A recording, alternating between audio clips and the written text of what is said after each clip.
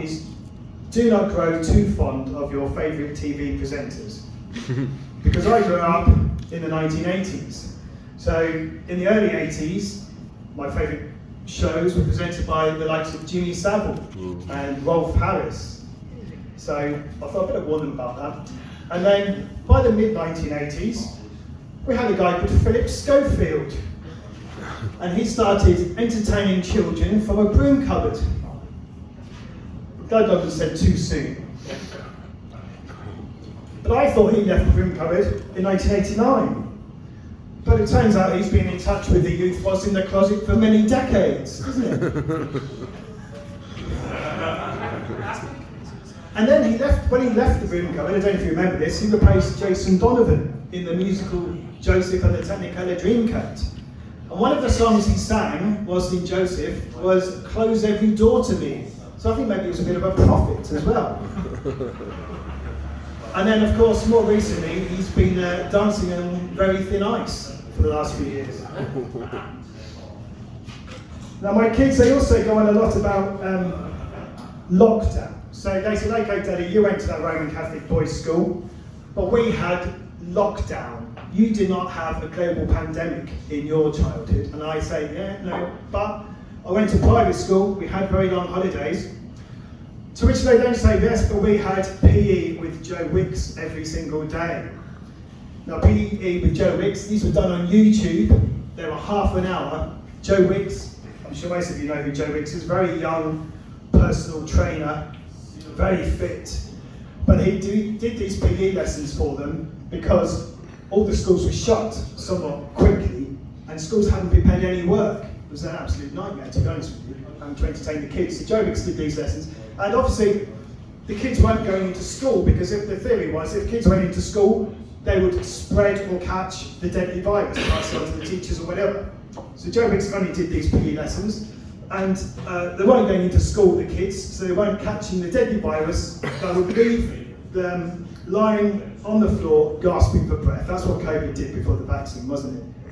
So I would let my kids do these half-hour YouTube PE lessons, and then I'd go down to their room. Afterwards, I wouldn't do it. I mean, Joe Wicks himself, he was out of breath after 5 minutes. So what he thought he was doing to our nation of obese children, I just do not know. But I would go down to the room and find them lying on the floor, struggling to breathe.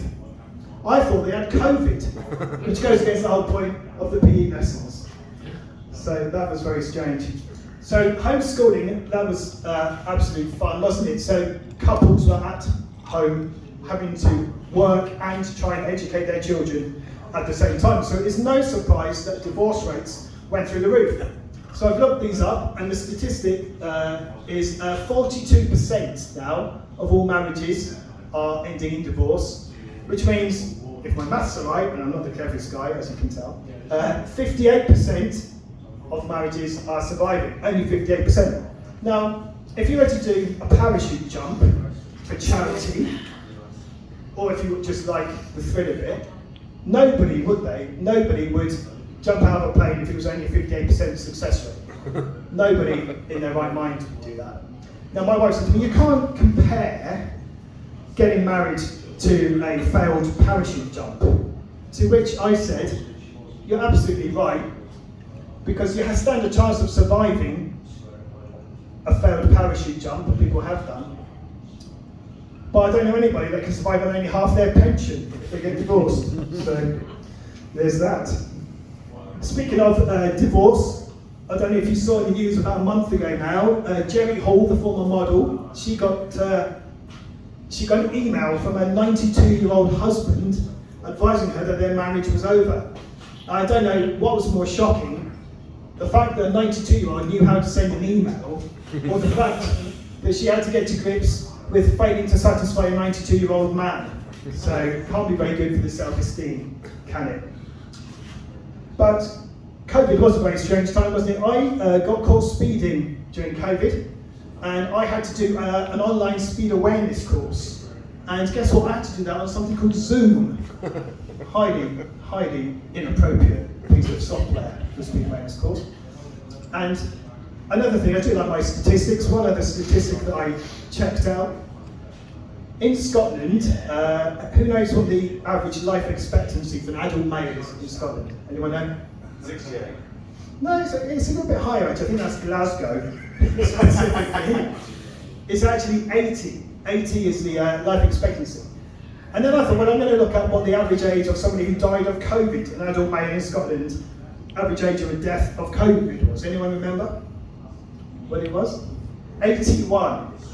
So only in Scotland could you catch a deadly virus and it prolong your life for an extra 12 months. If you want to live even longer, move to England, I suppose. My wife actually said to me, John, you can't do the COVID jokes, they're tasteless. To which I said, no, love, that's just a symptom. Anyway, we've got one last act for you tonight. A highly talented comedian, very popular in the local area. Please give it up. Start with a little applause. Build into crescendo. Please welcome to the stage Neil Brayman.